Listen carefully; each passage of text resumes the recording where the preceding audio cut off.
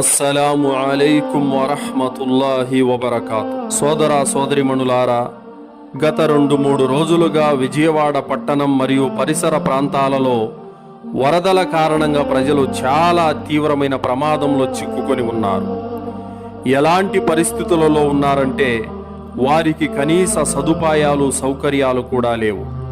Current లేక, తినడానికి తిండి లేక, త్రాగటానికి మంచి నీళ్లు లేక, అందుబాటులో మందులు లభించక ప్రజలు చాలా తీవ్రమైన ఇబ్బందుల్లో సతమతమవుతున్నారు. ఇలాంటి పరిస్థితులలో మానవతా దృక్పథంతో మనమందరము కూడా చేయి కలిపి ప్రజలకు సహాయం చేయవలసినటువంటి అవసరం ఎంతైనా ఉంది. దేవుడు మనందరికీ కూడా ఎంతో కొంత సంపదనిచ్చి ఉన్నాడు. మన సంపదలో నుంచి కష్టాల్లో, ఆపదల్లో ఉన్న ప్రజల కొరకు ఇలాంటి విపత్కర పరిస్థితులలో మనం ఖర్చు చేయకపోతే నిజంగా మనలో మానవత్వం లేనట్టే. అలాంటి సంపద మనకు సైతం ఎలాంటి లాభాన్ని, మేలును చేకూర్చదు. కావున మనకు చేతనైనంత సహాయం వరద బాధితులకు అందిద్దాం. ఇలాంటి పరిస్థితులలో ప్రజలకు సహాయం చేసి పుణ్యాన్ని సంపాదించుకుందాం.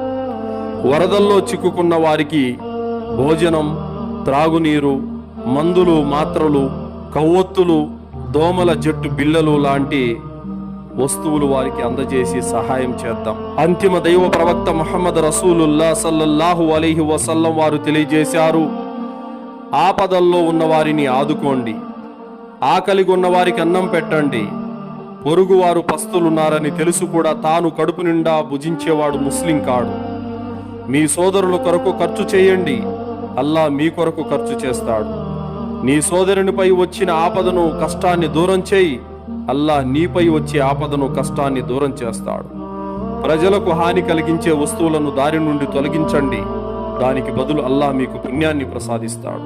కావున సోదరులారా, ప్రజలు ఇలాంటి కష్టాల్లో, బాధల్లో, ఇబ్బందుల్లో చిక్కుకున్నటువంటి సమయంలో మనము మానవతా దృక్పథంతో ముందుకు నడిచి చేయి కలిపి వారికి సహాయ సహకారాన్ని అందించాల్సినటువంటి అవసరం చాలా ఉంది. ఇలాంటి పుణ్యకార్యాలు చేసి, సత్కార్యాలు చేసి పుణ్యాన్ని సంపాదించుకుందాం. దైవం వద్ద స్వర్గంలో స్థానం సంపాదించుకుందాం. అస్సలాము అలైకుం వరహ్మతుల్లాహి వబరకాతు.